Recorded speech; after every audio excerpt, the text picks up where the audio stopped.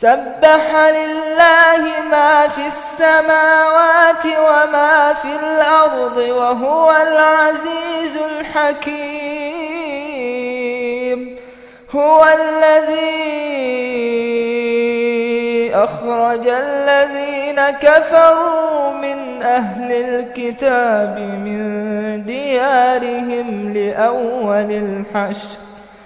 لأول الحشر ما ظننتم أن يخرجوا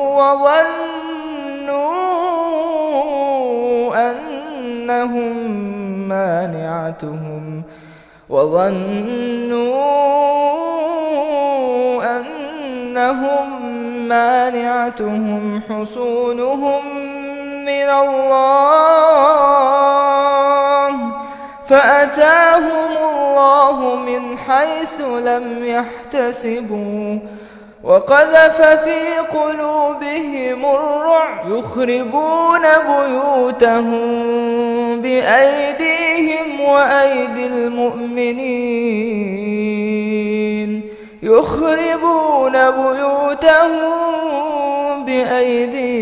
وأيدي المؤمنين فاعتبروا يا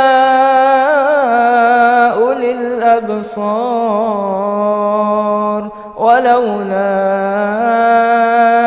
أن كتب الله عليهم الجلاء لعذبهم